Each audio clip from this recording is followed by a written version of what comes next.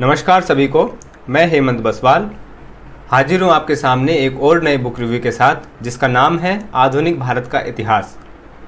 यह बुक आधुनिक भारत के लिए सबसे ज़्यादा पढ़ी जाने वाली बुक्स में से एक है और इसके लेखक की अगर हम बात करें तो इसके लेखक हैं राजीव अहीर, जो कि IPS अधिकारी हैं। और इस बुक का प्रथम संस्करण अगर हम देखें तो पहली बार ये 1999 में लिखी गई है। मुख्य रूप से ये बुक इंग्लिश में लिखी गई थी, जिसका कि ये हिंदी ट्रांसलेशन है, a brief history of modern India. तो हो सकता है ये एक आध साल पहले लिखी गई हो, क्योंकि जब हिंदी ट्रांसलेशन आता है तो वो किसी भी बुक के करीब 1 साल या 2 साल के बाद जब उस बुक की डिमांड बढ़ जाती है, तब वो देखने कि इसको हिंदी पाठकों के लिए भी लिखा जाना चाहिए। हम आते हैं इसकी विषय सूची पर। उससे पहले हम एक बार इसके पाठकों के बारे में बात कर लेते हैं कि ये बुक जो है वो किन के लिए महत्वपूर्ण है।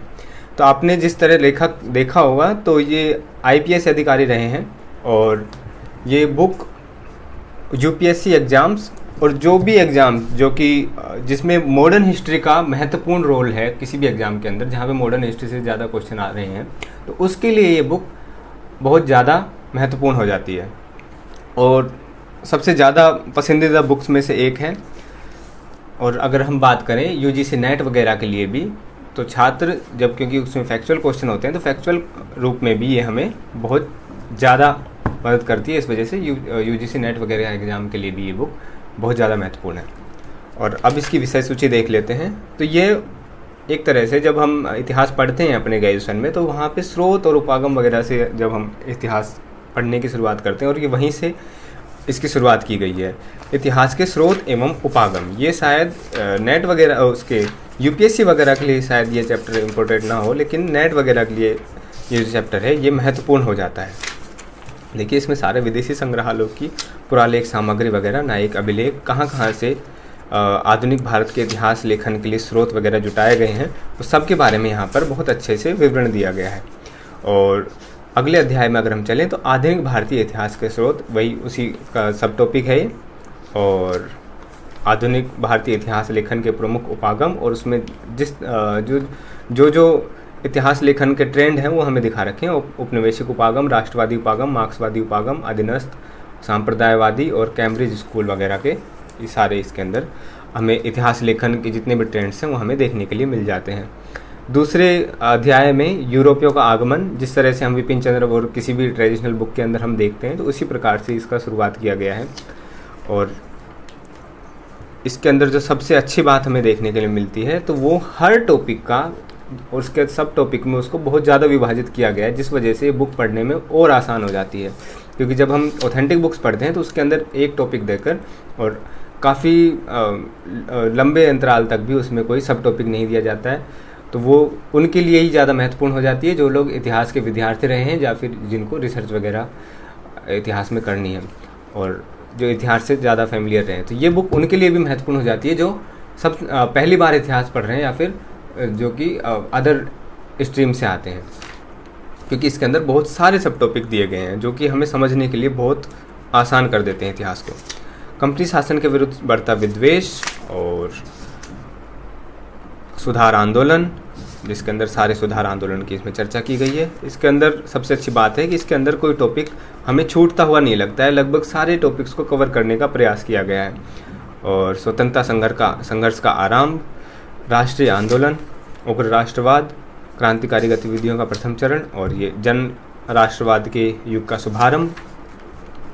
और आगे चलते हैं, इसके अंदर भी देखिए इसको भाग में डिवाइड करके और फिर चैप्टर्स में इसको डिवाइड किया गया, तो इसका विभाजन जो है वो बुक को सब आसान बनाने में बहुत महत्वपूर्ण भूमिका निभाता है। ब्रिटिश शासन के अधीन भारत, शासन एवं अन्य पहलू, ये इकाई 9th आ जाती है इसके अंदर। इसके अंदर फिर अलग अलग चैप्टर है, तो देखिए यहाँ पे 27 चैप्टर तक इसको डिवाइड कर दिया और 27 चैप्टर के बाद भी इसके अंदर अलग अलग सब टॉपिक दिए गए हैं। भारत में ब्रिटिश शासन का आर्थिक प्रभाव और प्रेस वगैरह के बारे में, स्वतंत्रता एवं स्वतंत्रोत्तर विकास, रियासतें, और इसके बाद इसमें नेहरू के बाद, आज़ादी के बाद भारत में भी के बारे में भी इसमें लिखने का प्रयास किया गया है। यहाँ पे ये इतिहास का लगभग एंड आ जाता है और यहाँ पे नेहरू के बाद का भारत, नेहरू के नेतृत्व में स्वतंत्र भारत, और ये पूरा लगभग पोस्ट मॉडर्न इंडिया को भी इसके अंदर कवर करने का प्रयास किया गया है।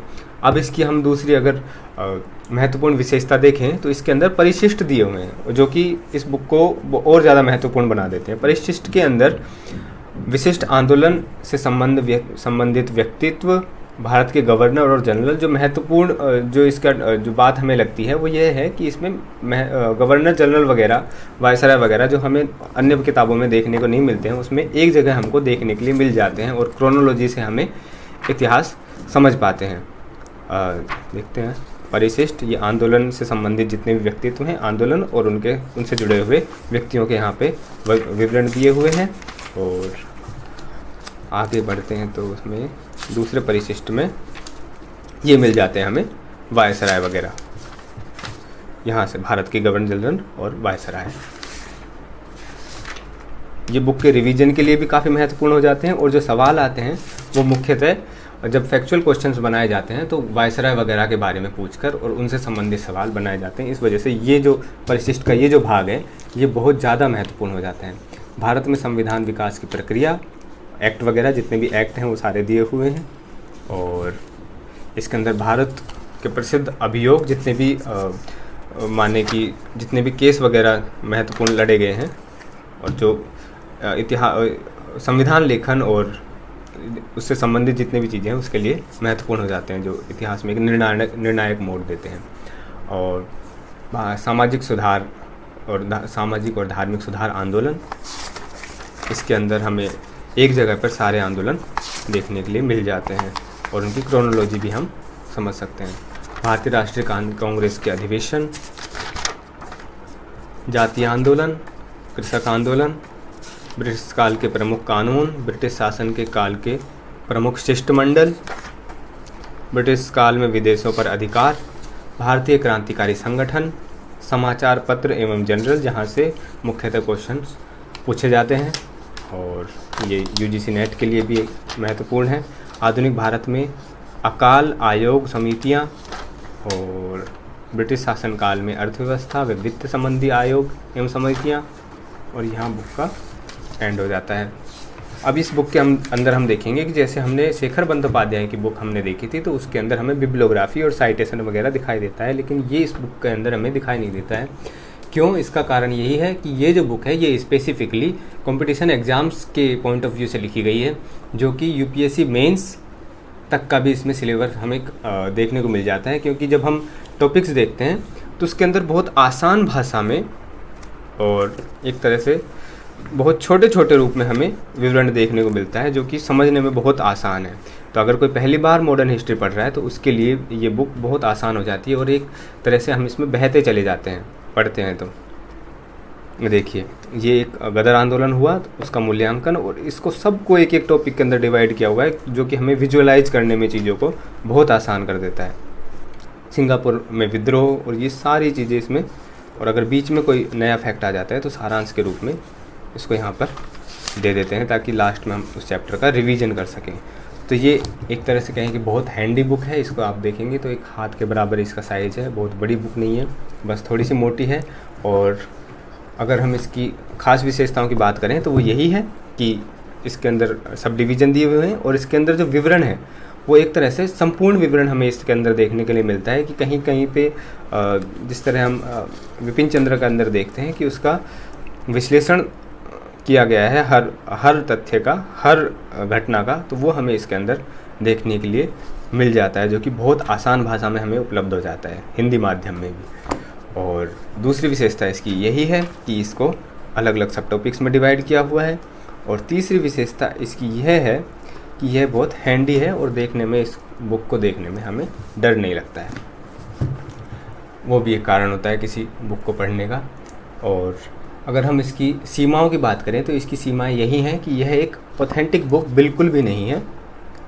यह इसके अंदर हमें विवरण मिलते हैं, पढ़ने के लिए आसान है, बहुत सारे इसके अलग अलग बेनिफिट्स हैं, लेकिन ये एक तरह से ऑथेंटिक बुक नहीं है क्योंकि इसके अंदर हमें बिब्लियोग्राफी और साइटेशन वगैरह बिल्कुल भी देखने के लिए नहीं मिलता है। तो इस बुक के बुक के स्रोत क्या है, कहाँ से इस बुक को लिखा गया है, किन स्रोतों को पढ़कर इस बुक को लिखा गया है, वो इसके अंदर हमें बिल्कुल भी अनुपस्थित दिखाई देते हैं।